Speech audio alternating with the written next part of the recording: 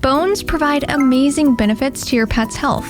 They help clean your pet's teeth, strengthen their jaw, and also provide important minerals that help keep their bones strong. But there's a few mistakes many owners make that can actually put your pet's health at risk. So to make sure you're feeding meaty bones safely, watch out for these common mistakes. The first one is actually one of the first mistakes I made as a new raw feeder. It all started with my first raw-fed pet, Guts. He came home already weaned onto raw, so I was excited to go out and buy him a ton of different animal proteins to try. And one of the first ones I got was a whole rabbit. This was my first time cutting up a whole animal. The ribs and front legs were the perfect size for my 3-pound ferret.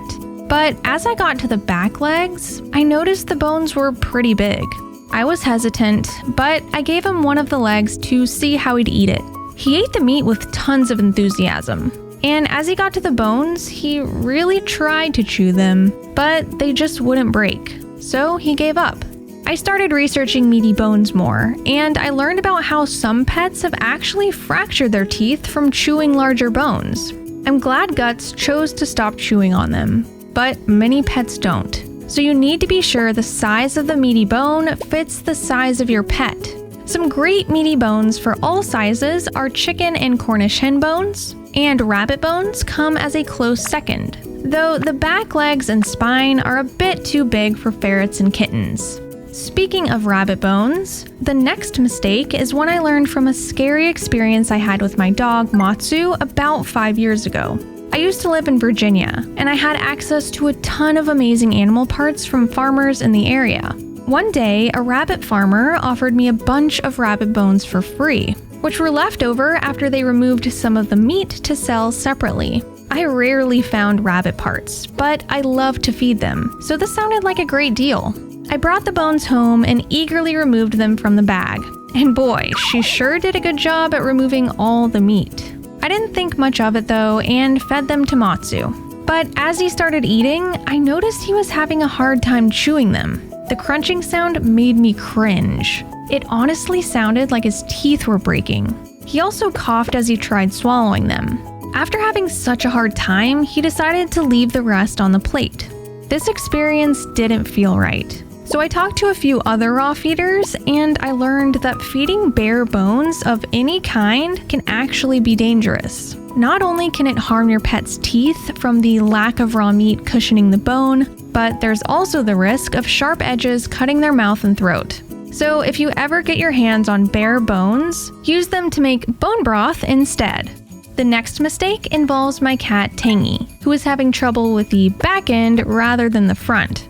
The first day I brought him home, I was so excited to introduce him to raw food, and he was just as excited to eat it. This was also about 5 years ago, and I wasn't too familiar with raw diets for cats, but I was learning every day.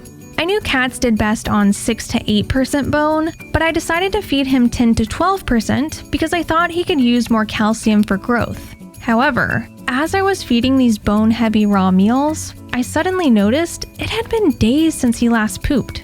On day 4, I watched him go into the litter box, but when I went to check on him, I saw him straining to go. Once he finally did, I noticed his stool was white and chalky, and it finally hit me that I was feeding too much bone. I quickly went back to his recipe, reduced the bone, and watched him closely. And ever since, his poop has been normal. Here are the general bone percentages for each pet. Speaking of bone percentage, this actually leads us to the last mistake, which can really mess up homemade raw meals: counting the entire weight of the meaty bone as bone. Here's what I mean. If you look at duck neck, it's not only made of raw bone, there's also flesh surrounding it. So this will need to be counted into the muscle meat portion of your pet's diet, not the bone. But don't worry, figuring this out is simple. Here are a few popular meaty bones and their bone percentages. So let's calculate this duck neck's bone percentage. Duck necks are about 50% bone, 50% muscle meat. So next, we need to get the weight of the duck neck that we want to feed. Let's say this neck is 4 ounces or 113 grams. To figure out 50% of this weight, we need to turn 50% into a decimal and multiply it by the weight. This means that 2 ounces or 56.5 grams is bone. Having a quick reference to these bones and their bone percentages is super helpful when making recipes for your pets. So if you'd like to avoid these common meaty bone mistakes, you can download my free cheat sheet, which shows you all of the safe meaty bones to feed, their bone percentages, and many other helpful tips and reminders for making homemade raw meals. You can download my free cheat sheet in the description below.